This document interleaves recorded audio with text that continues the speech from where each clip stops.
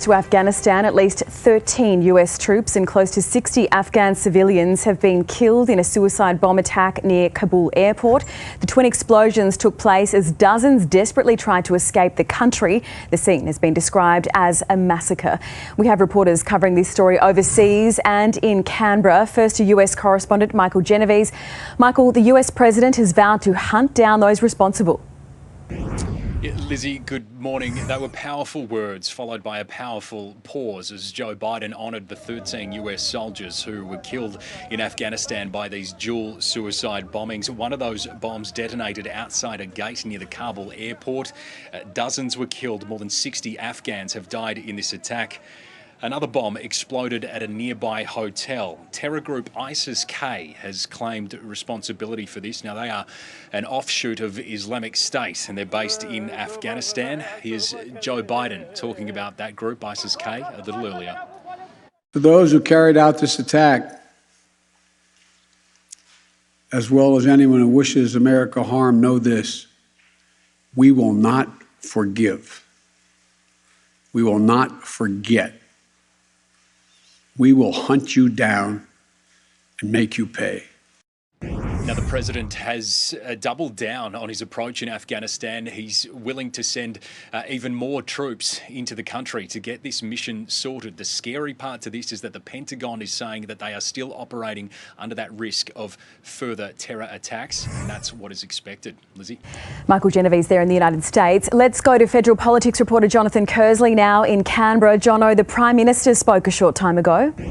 He did, Lizzie, and he said the Australian evacuation mission is over. The Prime Minister confirmed the last Australian personnel were flown out last night. Scott Morrison says Australia joins with American and Afghan friends in mourning what he described as a terrible loss, condemning those responsible for the attack, labelling it calculated, evil and inhuman. Australian soldiers had been at Abbey Gate at Kabul airport where the blast occurred yesterday. They'd been lifting babies over walls, helping people to safety on the other side of the airport fence. But Defence Minister Peter Dutton said intelligence suggested an attack was imminent yesterday and Australian personnel could be killed. So hours before that deadly strike, the last were flown out of Kabul and out of Afghanistan. The Prime Minister said 4,100 people had been evacuated from Kabul by Australia, and Scott Morrison thanked the US and UK forces, saying without them Australia could not have been involved in the rescue operation at all. But Lizzie, the reality is this morning there are Australian citizens still in Kabul. At least one, Nine News is aware of, is in hiding, fearful he could be killed by the Taliban. Nine News understands there were also relatives of an Australian outside Abbey Gate yesterday afternoon.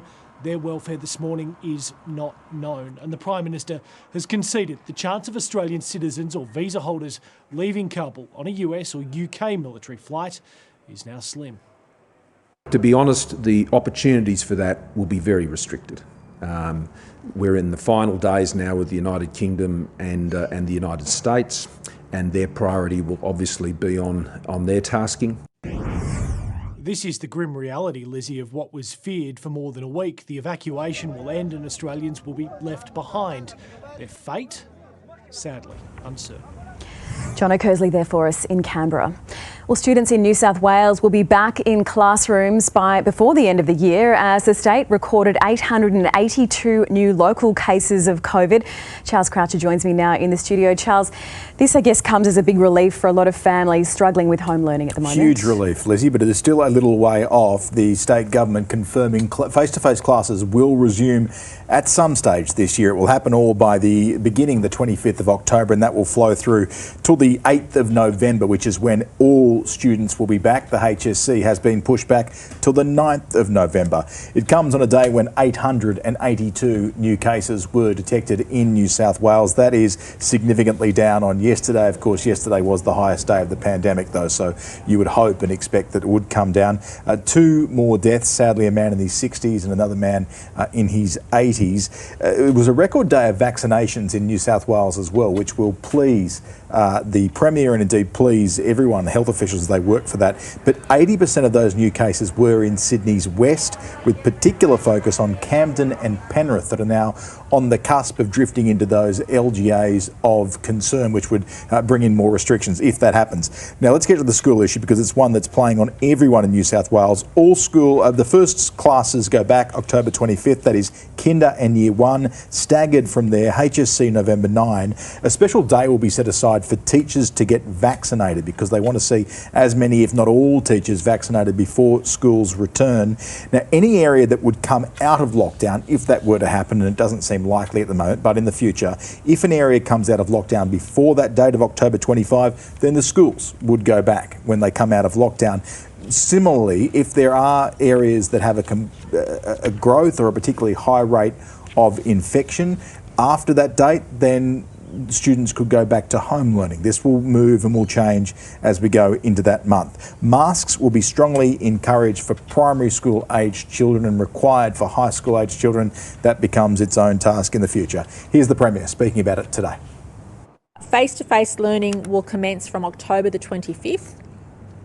It'll be staggered with Kindy and Year 1 starting, and then progressively other years. There's a limited return for Year 12 students. They can attend school for up to 2 hours a day, but from the 25th of October we will be able to increase that, and that's particularly important to give those HSC students more time with their teachers face-to-face before their exams begin.